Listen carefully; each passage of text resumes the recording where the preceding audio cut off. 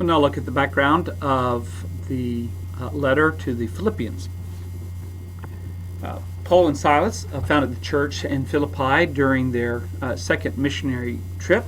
This is recorded in Acts 16. The city was a Roman colony, and this held prestige for them. And this is an important aspect for the city of Philippi, because as Paul will talk to them about their citizenship being in heaven, he is making an implied statement that even though they may have citizenship in Rome, their citizenship in heaven has a priority over their citizenship in Rome. Paul had been imprisoned here.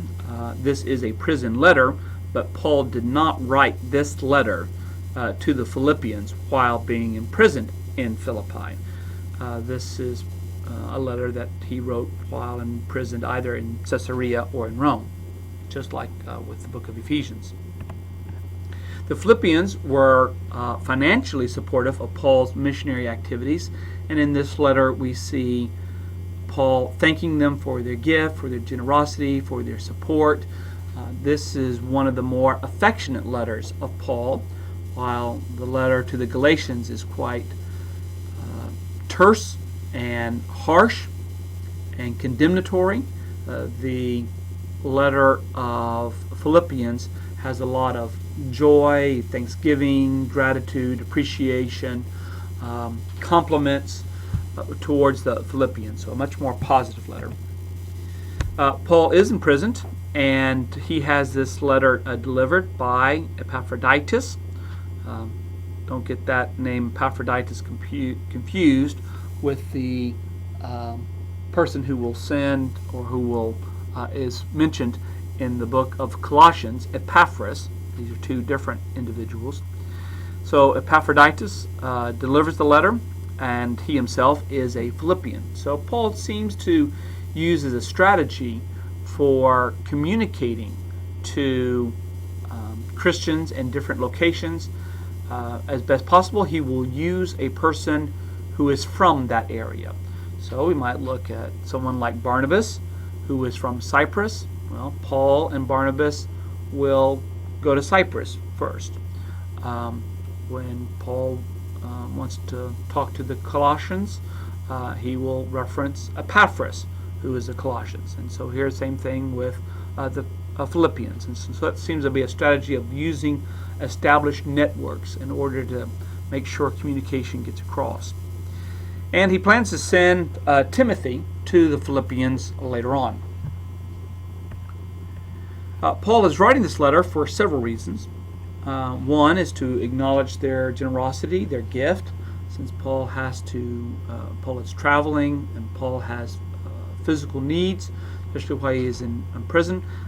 Having their generosity, their support means a great deal to him.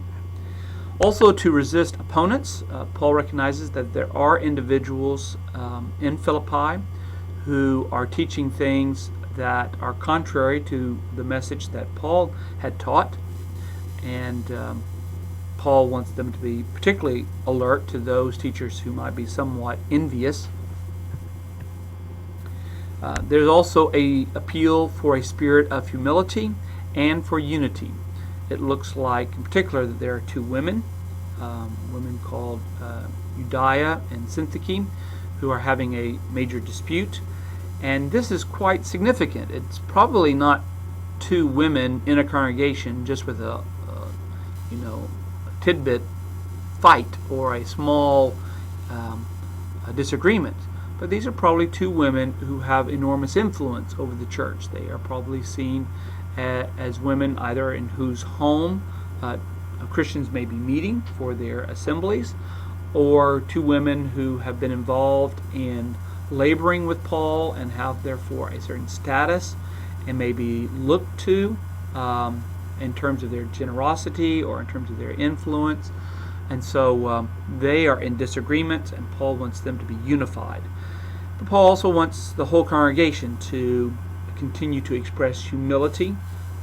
Humility was not oftentimes seen as a virtue in the Greco-Roman world, and so for Paul to advocate it as a Christian virtue it would probably stand as culturally significant for someone not to seek their own status, their own honor, their own glory, but instead to seek what is better for someone else, to seek to serve someone else. And by serving one another, by thinking about what would be best for someone else, they show this spirit of humility, which Paul will root that spirit of humility in the very life of Jesus.